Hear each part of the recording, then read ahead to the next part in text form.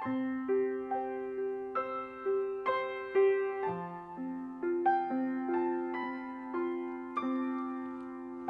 do tigers dream of when they take a little tiger snooze? Do they dream of mauling zebras or Halle Berry in her Catwoman suit? Well, don't you worry your pretty striped head. We're gonna get you back to Tyson and your cozy tiger bed. And then we're gonna find our best friend Doug, and then we're gonna give him a best friend hug. Doug, Doug, Doug, Doug, Doug, Doug, Doug. But if he's been murdered by crystal meth tweakers, well then we're shit out of luck. The Hangover Trilogy. Alright. Originally, the reason why I want to do this before Part 3 comes out is because I want to tell you guys what I think of these movies. Now, if you've been watching my show for a while, you probably already know, but it's just that when I review Part 3, when it comes out on May 24th, I didn't want to open up the review by saying, okay, here's what I thought of the first one, here's what I thought of the second one, and then I jump into what I think of the third one, a full, 15-minute review of Part 3. But what I wanted to do for this is, I want to talk about the trilogy in general. Now, after Part 2 came out, because I don't recall a lot of people not liking the first movie, it turns out that right around the time when Part 2 came out, a lot of people were either for The Hangover or against The Hangover at that point. Some people liked the second one. A lot of people hated it. Which doesn't surprise me. It really honestly does not surprise me at all. I know why they don't like it. I know why people hate it. What would surprise me is if people would say they really don't like the first movie. Which I'm not gonna lie, I was in that department because I judged the movie without even seeing it. I mean, like I've said this before, I saw the poster for the first Hangover when it came out in theaters. I took one look at it, I saw Bradley Cooper, Ed Helms, and Zach Galifianakis standing there with the baby, and I thought, The Hangover, I know what this is gonna be. It's gonna be joke, it's gonna be raunchy, it's gonna be, I've seen it before. I can think of so many more comedies. So I didn't see it. I avoided it. And then in February of 2011, it came on HBO. I watched it. I was about 20 minutes late after it started. I was hooked. I was hooked on the movie. I thought it was so funny. It did have a genius plot.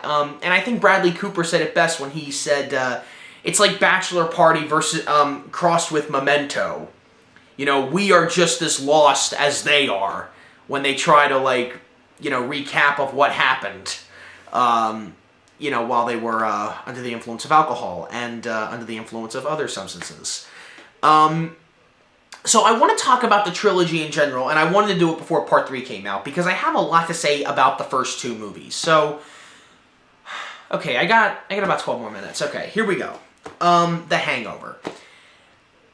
I saw the first movie. I loved it instantly.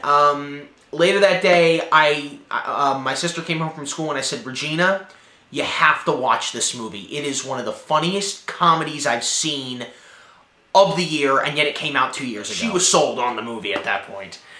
But as for me, I really, really liked these characters. That's what really shocked me, because there aren't a lot of comedies anymore these days that can do that. I can't recall a comedy, unless it's a Judd Apatow or a Seth Rogen, Evan Goldberg comedy, where you really like the characters and you would like to see those characters over again. Aside from that, I can't recall any comedies that can do that these days. So I was taken by surprise with The Hangover, not only with a really interesting story and something I haven't seen before, but I really enjoyed these characters. I really liked Bradley Cooper and Ed Helms, and Zach Galifianakis was a lot of fun. Ken Jeong as Mr. Chow that might be one of the greatest characters of these movies. One of the best. Now, here's the deal. About 2 weeks go by, and they released the teaser trailer for Hangover Part 2. And I knew they were going to make Hangover Part 2. I knew that. I knew about this. And I saw the teaser when they played that Jay-Z song, Reminder, and I got hyped. I got hyped like everybody else. Everybody got hyped for this movie. I read later that The Hangover Part 2 was the most anticipated comedy of the year of 2011. Everybody couldn't wait to see it. And when it came out, people had split decisions about it. Either you liked it. I can't recall one person saying they love The Hangover Part 2. I can't recall anybody saying that. I recall people either saying they like it, or they don't like it, or they hate it. Okay? Here's the thing with Hangover Part 2 for me. I'm not ashamed to admit it. You're probably going to widen your eyes at this. I saw this movie 3 times in the theater. Yes, I paid to see this movie 3 times in the theater. For a couple reasons. One, I went to see it opening day. I couldn't wait anymore. I had to see it May 26, 2011. I bought Reminder, and I'm listening to it in my car as I'm driving over to the theater. And I went to see it, and it's great. I'm enjoying it. I'm loving it. When they, they get drunk and they go over to Bangkok, and Mr. Chow is there, and the monkey and all this, the car chase and everything. I'm loving it. Phil gets shot, and Stu, he does his line, "What the f*** is going on?" I'm going nuts. And after it was over, I went home, and a lot of people were talking about it on Facebook. They said it was awful. And I was shocked because I was laughing to it. I was enjoying it. I was loving it. And so I went to go see it again. And my friend Devin, who I've had on the show, he was going to see it with a couple of friends. And I didn't tell him I already saw it. And he invited me. And I said, yeah, sure, what the hell? I'll go see it again. He didn't know I had seen it already. But I went with them to go see it. And they were laughing. They were loving it. And I watched it again. And this time, I understood why people weren't enjoying it, because it was the same thing as the first one. In a nutshell, it was the same thing as the first movie. And I didn't see that the first time. The first time, I was just so filled with enthusiastic joy about seeing this movie that I've been waiting for the last 3 months to see, because I just saw the first one like 3 to 4 months before the second one came out. So I was just introduced to The Hangover right when Hangover 2 came out. So you got to remember that. And the third time I went to go see it was with my mom. I kept telling my mom, you got to see it, you got to see it. Regina didn't have time to see it. She wanted to see it. She didn't see it till it came out on video and DVD. Video and DVD? They don't make videos anymore. No, I meant DVD. So she saw it. She didn't really like it that much. She laughed here and there, but she said her reaction was pretty much what everybody else's reaction was. It's the same thing as the first one. Here's why I like Hangover Part 2, okay?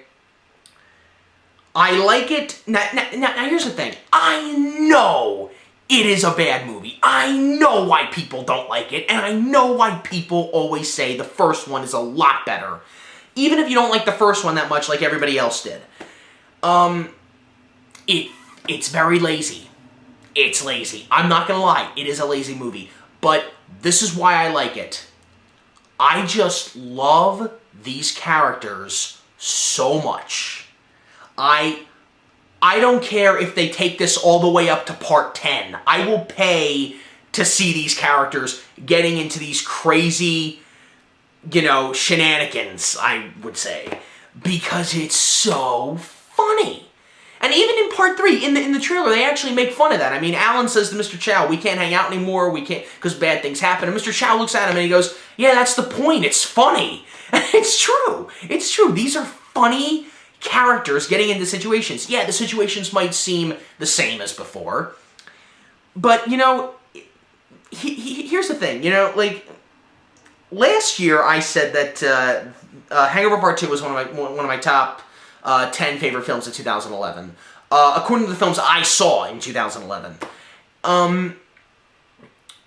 See, here's another thing with it, okay? And this is actually quite strange if you think about it. I don't know if I brought this up before on the show, but I'm going to bring it up anyway because I'm talking about this trilogy.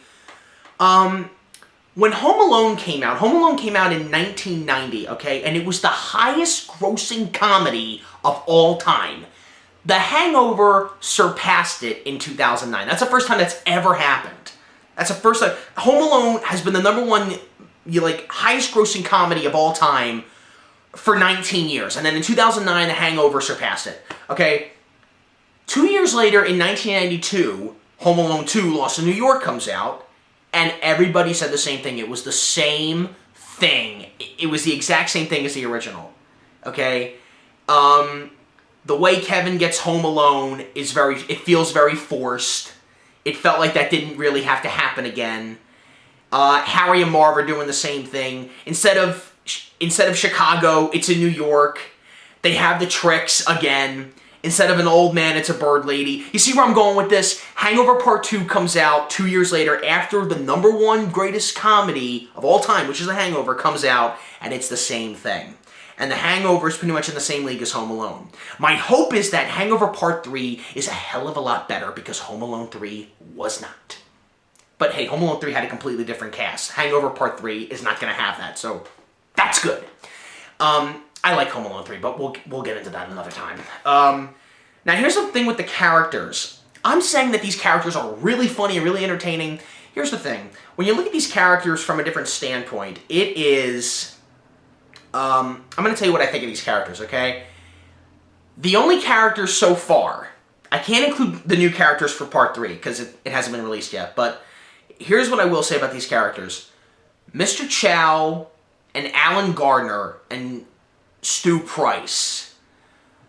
Those three characters are the only memorable characters out of these movies because they have a lot of depth to them.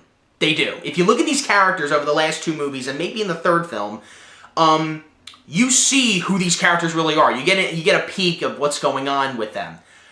Bradley Cooper and Justin Bartha, you barely get anything from them, okay? Now, I'm not saying the movies would be better without them, okay? Seriously, a Hangover movie is not a Hangover movie without those two, without Bradley or Justin.